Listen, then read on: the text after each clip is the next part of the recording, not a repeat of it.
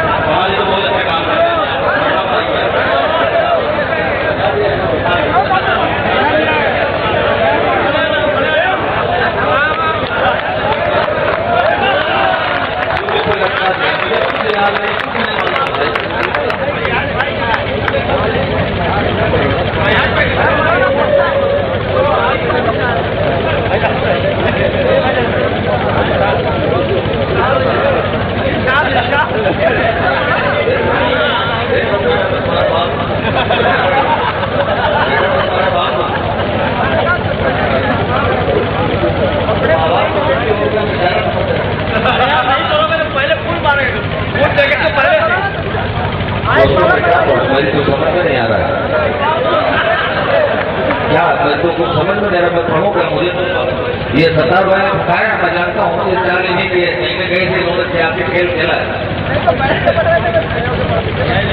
بیٹا بیٹھ کے ہم شعر پڑھتے تھے. اب یہاں پوری نظم یا غزل پڑھنا پڑے گا. وہ میں شاعر تو ہوں نہیں, کیا کروں. خیر 2-4 شعر یاد ہے میں سنا دیتا ہوں بھائی. میں ایک نظم پڑھوں گا, چھوٹی سی نظم میں بہت پہلے سے یاد ہے, کبھی کبھی گنگنائے کرتا تھا. میں اسی کو پڑھ دوں گا. حاجی صاحب یہ آپ کے مقصد کی نہیں ہے, آپ بڑے غور سے مت دیکھیے ادھر. اس نظم کا عنوان ہے تاج محل. بہت پہلے مجروح سلطان پوری نے کہا تھا کہ ایک شہنشاہ نے بنوا کے حسین تاج محل ہم غریبوں کو محبت کی نشانی دی ہے. اور وہیں پہ محترم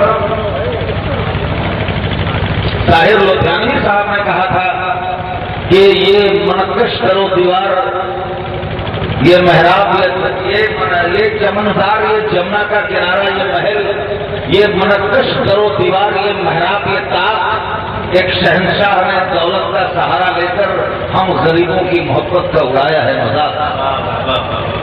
سینکڑوں لوگوں نے دنیا میں محبت کی ہے. کون کہتا ہے کہ صادق نہ تھے جذبے ان کے, لیکن پاس ان کے کوئی تشہیر کا سامان نہیں, کیونکہ وہ لوگ بھی میری ہی طرح مخلص تھے. یہ مجروح سلطان پوری تھے, یہ طاہر لدھیانوی تھے. اور ایک غریب شاعر نے تاج محل کو کس طرح سے, محبوبہ بیٹھی ہے بغل میں اور کچھ ایسے ہی بات چل رہی ہے تو اس نے کہا کہ شاہجہاں نے تو تاج محل دے دیا, تم ہمیں کیا دو گے. وہ غریب تھا, اس کے نکلی, وہ شیر بن کے سامنے آئی ہے. یاد بول رہا ہوں, جو یاد ہے وہ سنا رہا ہوں. کہا اس نے کہ ضد نہ کر, تاج محل اب میں بناؤں کیسے. ضد نہ کر, تاج محل اب میں بناؤں کیسے, میری روٹھی ہوئی ممتاز مناؤں کیسے. شیر پڑھ لیتے بھائی. ضد نہ کر, تاج محل اب میں بناؤں کیسے, میری روٹھی ہوئی ممتاز مناؤں کیسے. اس قدر تاج محل سے تجھے الفت کیوں ہے, سنگ مرمر کی عمارت سے محبت کیوں ہے. ارے یہ مقبرہ ہے, یہ کوئی کعبہ الفت تو نہیں. عشق کے تاج محل سے کوئی عصمت تو نہیں. تب کہیں اس کے گلے شاہجہاں اور ممتاز اپنے سینوں میں لیے اپنے خزانوں کا راز. ارے مردہ شاہوں کے مزارات بنے مرمر سے, اور اس دہر میں نادار کفن کو دستے. مردہ شاہوں کے مزارات بنے مرمر سے, آپ بھی تمنا پوری کروں.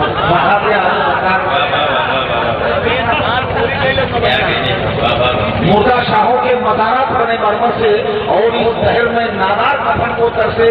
اس لیے میں نے ممتاز, میں محبت کی یوں تقسیم نہیں کر سکتا, اور قبر تیرے لیے تعمیر نہیں کر سکتا.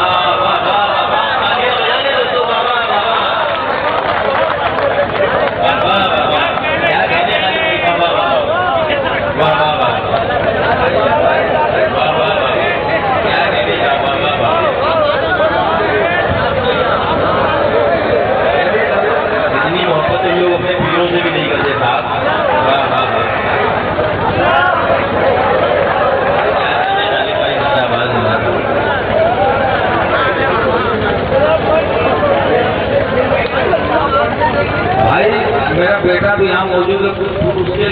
شکایت کرے گا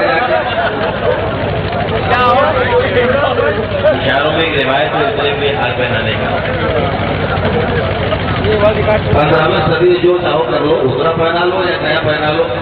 یہ کہا کہ اے میری ممتاز میں محبت کی یوں تقسیم نہیں کر سکتا قبر تیرے لیے تعمیر نہیں کر سکتا. ہاں تیرے عشق میں ہر درد اٹھا سکتا ہوں زندگی تیرے اشارے پہ لٹا سکتا ہوں.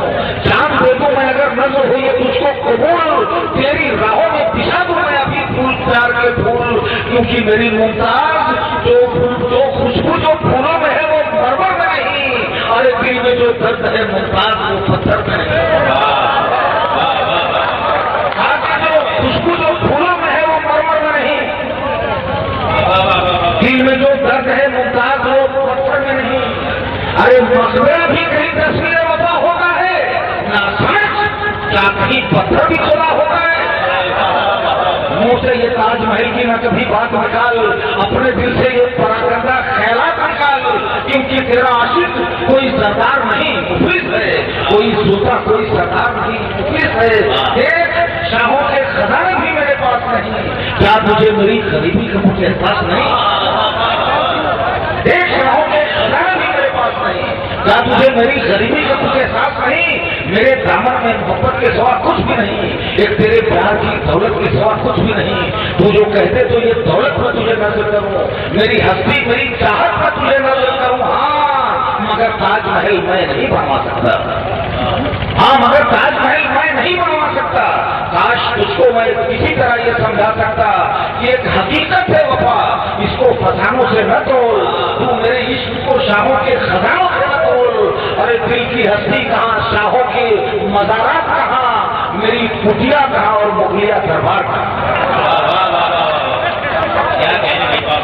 دل کی ہستی کہاں شاہوں کے مزارات کہاں میری کٹیا کہاں اور مغلیہ دربار کہاں. ایک شہنشاہ نے دولت کی نمائش کے لیے تاج تعمیر کیا اپنی ستائش کے لیے لیکن میں نمائش کے لیے کچھ بھی نہیں کر سکتا. موت بھی کر ہو نمائش تو نہیں بچ سکتا. مجھ کو اے جانے پیام اور برباد نہ کر پھول سے تاج محل کو تو کبھی یاد نہ کر کبھی یاد نہ کر کبھی یاد نہ کر. اللہ نے عزت کیا آپ لوگوں نے ساتھ دیا شکریہ. دوستوں بغیر کسی تمہید کے باپ نے اپنی ذمہ داری نبھا دی ہے لیکن وراثت بیٹے کو بھی دیا ہے اس لیے میں چاہتا ہوں کہ بیٹا بھی اپنا فرض پورا کرے. میں آواز دوں گا